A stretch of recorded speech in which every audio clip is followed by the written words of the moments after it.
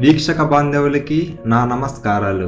మనం ఈ వీడియోలో మన ఆధ్యాత్మిక జీవితంలో అనంతమైన శక్తిని పొందాలంటే ఉండవలసిన ఇంకో అలవాటు గురించి తెలుసుకుందాం. మీ అందరికీ ఒక ముఖ్యమైన విషయాన్ని తెలియజేయాలనుకుంటున్నాను.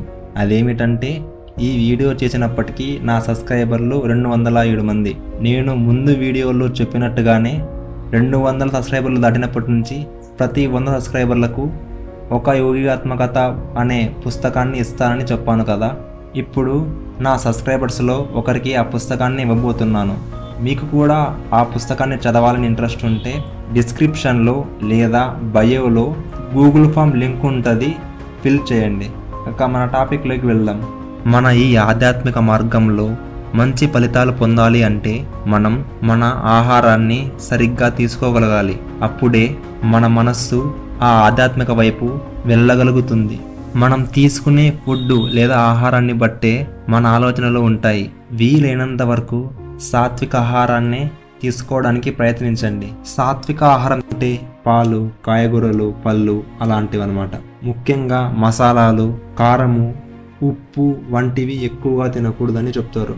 నేను వీటినేవి తినద్దని చెప్పను, కానీ తక్కువగా తినమని చెప్తున్నాను. సాత్విక ఆహారం తినడం ద్వారా మనలో సత్వగుణం ఏర్పడుతుంది. దానివల్ల మనం ఆ దేవుణ్ణి సులభంగా చేరవచ్చు. మీరెప్పుడైతే ఎక్కువగా మాంసం తినడం, మసాలాలు ఉండే ఫుడ్ తినడం వల్ల అనవసరమైన కోపం, అశాంతి లభిస్తుంది. దాని ద్వారా మీరు ఈ ఆధ్యాత్మిక జీవితాన్ని ఎక్కువ కాలం గడపలేరు. అంతేకాకుండా వీటి ద్వారా మీలో తమో, రజోగుణం వంటి గుణాలు ఏర్పడతాయి. వాటి వల్ల మీ జీవుడు క్షీణించిపోతాడు. మీరు ఎప్పటికీ ఆ దేవుణ్ణి చేరలేరు. ఎప్పుడైతే మీరు సాత్విక ఆహారాన్ని సేవించడం మొదలు పెడతారో అప్పుడు మీ శరీరం కూడా మీరు చెప్పినట్టు వింటుంది, మీ మనసు కూడా మీరు చెప్పినట్టు వింటుంది. నేను ఒక యోగి ఆత్మకథ పుస్తకాన్ని చదువుతున్నప్పుడు అందులో చాలామంది గురువులు మొత్తం ఆహారం లేకుండా కూడా బతికేస్తున్నారు. ఆహారం లేకుండా వారాల పాటు ధ్యానంలో కూర్చున్న వాళ్ళు ఉన్నారు. మనం ఎప్పుడైతే ఆధ్యాత్మికతలో అడుగు పెడతామో అప్పుడు మనకు ప్రాణవాయువే ఆహారం అవుతుంది.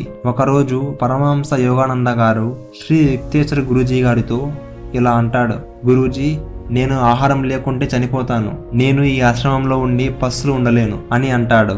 అప్పుడు దానికి బదులుగా శ్రీ యుక్తేశ్వర గురూజీ గారు ఇలా అంటారు, చావలసి ఉంటే చావు ముకుందా, దైవ బలం వల్లనే కానీ తిండి బలం వల్ల బతుకుతామని ఎన్నడూ నమ్మకు. పుష్టినిచ్చే పదార్థాలన్నీ సృష్టించినవాడు ఆయన, ఆకలిని పుట్టించినవాడు ఆయన, తన భక్తుడి పాలన పోషణ ఆయన చూసుకుంటాడు.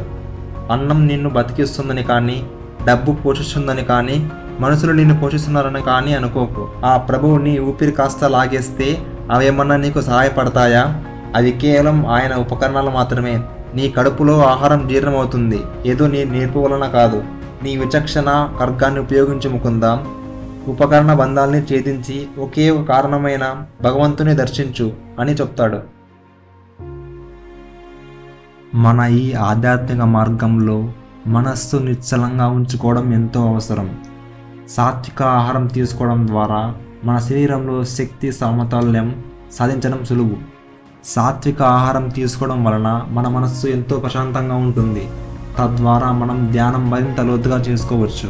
అయినా చాలామందికి ఇది ఒక్కసారిగా చేయాలంటే చాలా కష్టం. దానికోసం మీరు కొన్ని సూచనలు చెప్తాను, వినండి. ముందుగా మీరు ఎక్కువగా నాన్ వెజ్ తింటున్నట్లయితే వారంలో ఒకరోజు, అంటే ఏదైనా ఒకరోజు, ఆ రోజు నాన్ వెజ్ తినడం కానీ లేదా ఏదైనా మసాలా ఫుడ్ తినడం కానీ మానేయండి. అలా చిన్నగా మీ శరీరానికి అలవాటు చేయండి. కొన్ని రోజుల తర్వాత దాన్ని పెంచుకుంటూ వెళ్ళండి. అలా మీకు ఈ పద్ధతి అలవాటైపోతుంది. అప్పుడు మీ ఆధ్యాత్మిక జీవితంలో ఎంతో ప్రగతిని సాధించగలుగుతారు.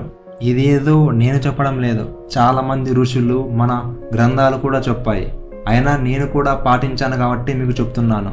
నేను ఇప్పుడు మసాలా ఫుడ్ కానీ మాంసాహారం తినడం కానీ చేయను.